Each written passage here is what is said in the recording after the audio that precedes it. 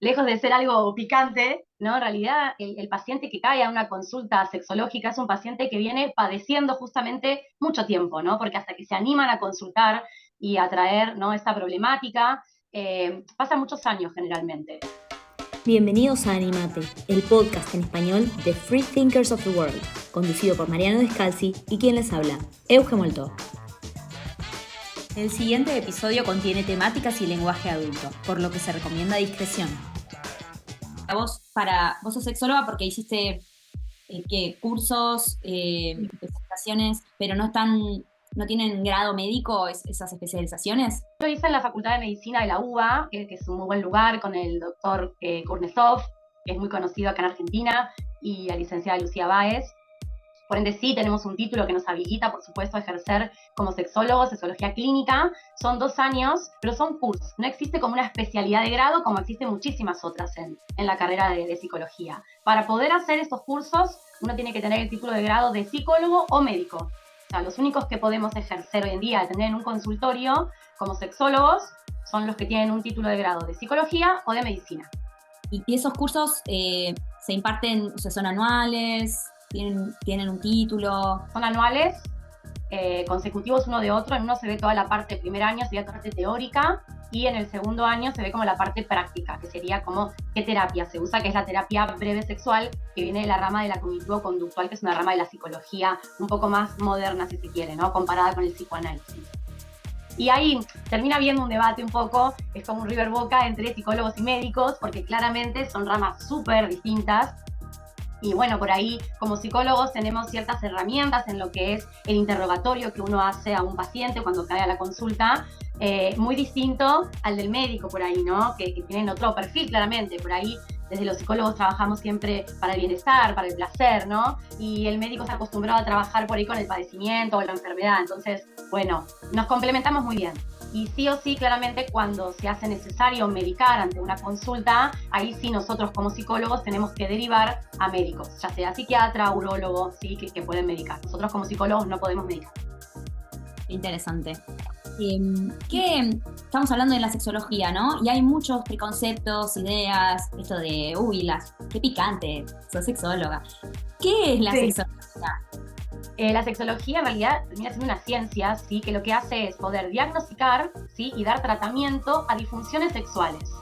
Entonces, lejos de ser algo picante, ¿no?, en realidad el paciente que cae a una consulta sexológica es un paciente que viene padeciendo justamente mucho tiempo, ¿no? Porque hasta que se animan a consultar y a traer, ¿no?, esta problemática, pasan muchos años generalmente.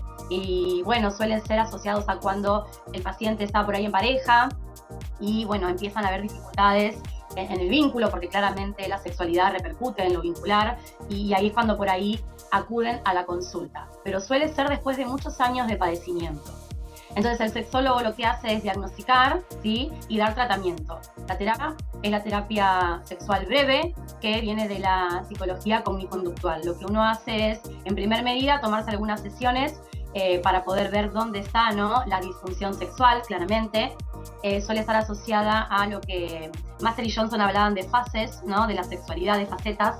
La primera es deseo, cuando hay dificultades a nivel del deseo sexual, por un deseo sexual impulsivo, es un motivo de consulta bastante frecuente. Cuando tiene que ver con problemas de erección, o en la eyaculación, que sería la fase de resolución.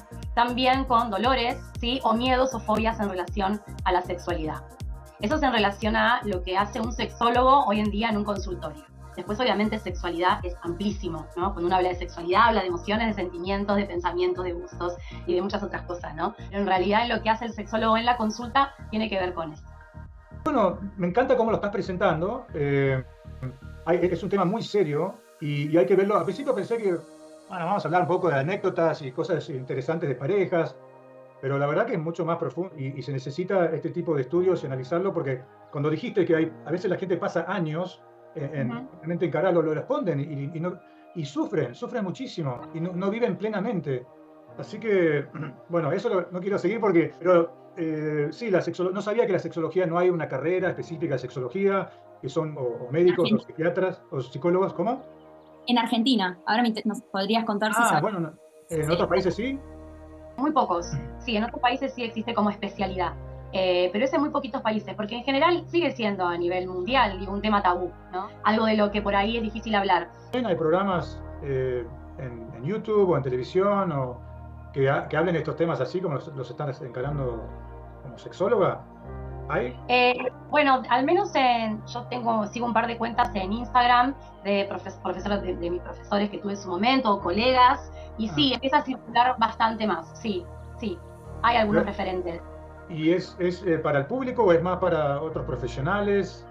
No, es para el público, y de hecho okay. tienen, sí, muchos seguidores. Hay una agenciada que es divina, Cecilia se llama, tiene miles de seguidores, y de hecho hoy en día hace teatro y hace como monólogos donde se habla mucho de esto, así que sí, está buenísimo. Cuanto más gente hable de esto en la parte creativa, artística, y la parte profesional, médica, todo ayuda a que la gente pueda vivir contentos y sin esos prejuicios y represiones, ¿no?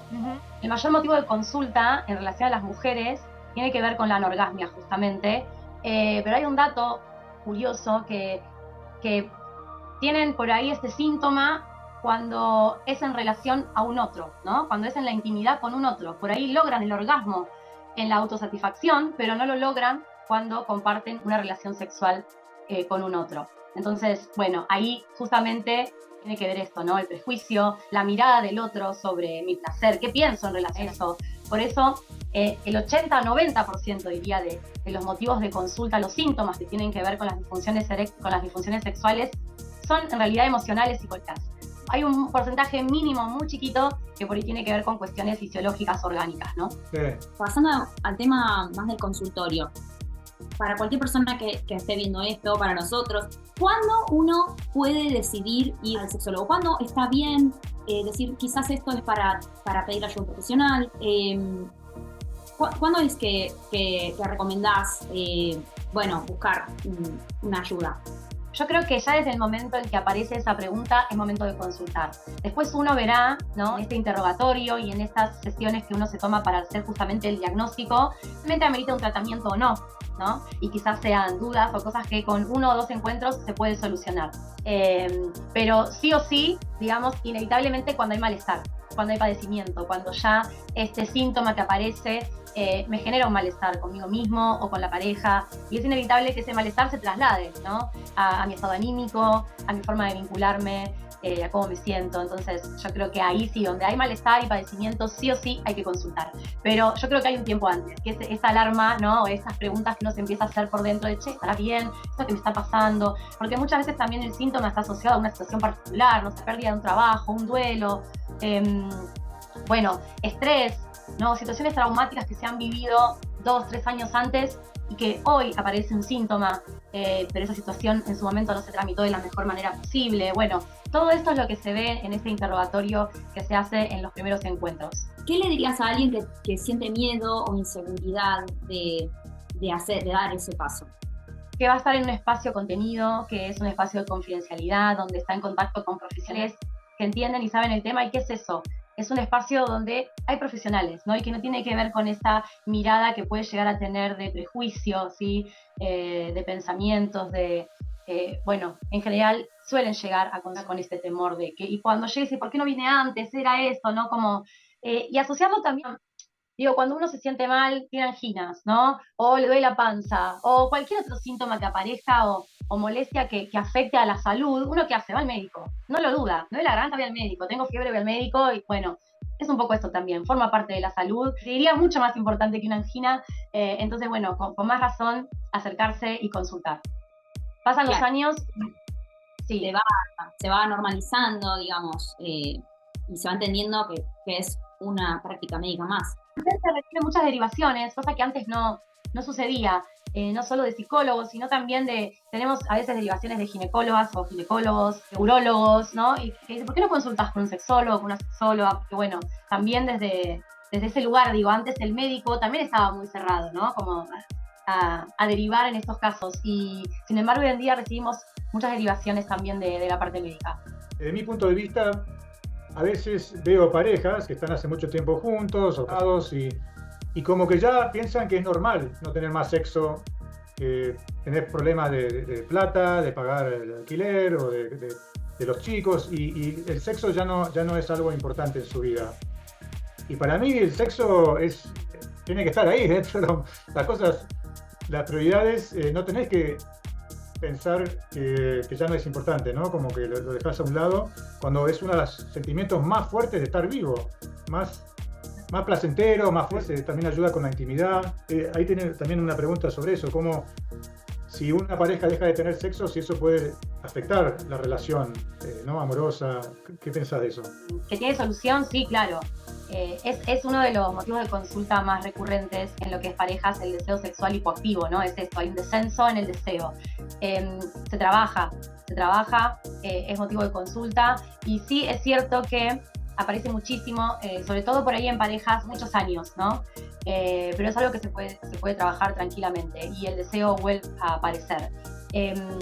Suele pasar, sobre todo en las mujeres, a partir de los 30, aparece lo que se llama el deseo reactivo, ¿no?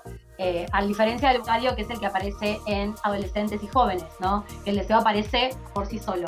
Ya a partir de los 30, siempre hablo de generalidades, por supuesto, en las mujeres el deseo es reactivo, quiere decir que no tengo deseo naturalmente, pero ante el estímulo, bueno, respondo, ¿no? Y en esto de los matrimonios empieza a naturalizarse y la convivencia y la rutina hace que ese deseo cada vez quede más desplazado y más relegado. Y la libido, que se colocaba antes por ahí en la parte sexual, se coloca en otros aspectos, o en el trabajo o en los hijos, ¿no? También digo en matrimonios donde aparecen hijos, bueno, es difícil encontrar esos momentos, los espacios, el cansancio y demás, pero siempre hay una solución, siempre. ¿Tenés algunos ejemplos? ¿Algunos ejemplos de...? Sí. Lo que solemos...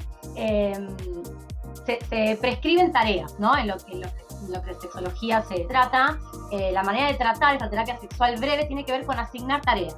Entonces, una de las tareas que se asigna en estos casos es que durante mínimo 15 días, y puede extenderse más de acuerdo a cómo va respondiendo la pareja, no pueden tener, digamos, intimidad en llegar al orgasmo ni a la penetración, pero sí vale todo. Vale lamerse, acariciarse, o sea, todo durante mínimo 20 minutos, mínimo 3 veces por semana. Es como una receta, ¿no? Buenísimo.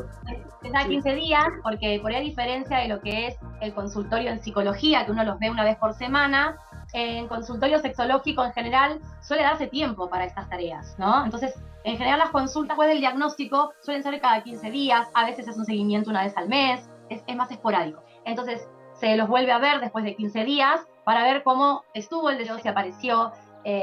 Suele llevar más tiempo porque en estos 15 días, obviamente, ahí en principio se pone en juego lo volitivo, ¿no? Tengo que poner la voluntad, porque el deseo no está naturalmente. Y tengo que poner, primero es una tarea, primero es, bueno, hoy nos toca tener los 20 minutos de, el doctor K le llama franeloterapia, ¿no?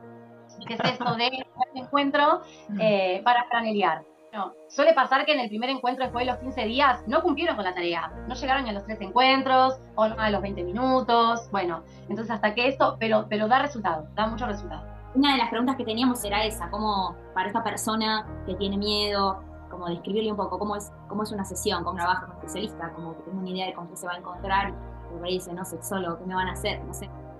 Claro, no, en principio siempre es una charla, ¿no? Amena, uno pregunta el motivo de consulta claramente, ¿no? ¿Por qué estás acá? ¿Trae por acá? Se cuenta cómo es el encuadre, ¿no? Las sesiones duran más o menos 40 minutos, media hora, dependiendo a veces de la problemática. Se acuerda cómo se va a abonar la sesión, se acuerda después cada cuánto van a ser los encuentros, y todo esto va a generar cierta confianza, ¿no? De a poco.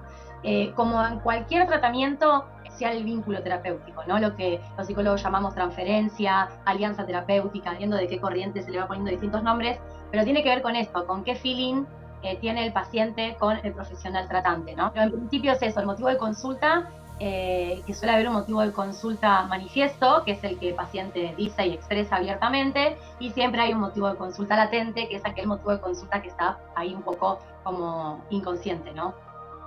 ¿Y se va individualmente o van parejas también? Depende. Hay consultas individuales, muchas, de parejas también. Ahora, si el paciente que viene puede venir a consulta individual, pero ese paciente está en pareja, seguramente en algún momento del proceso y de la terapia se convoque a la pareja también y se la haga parte.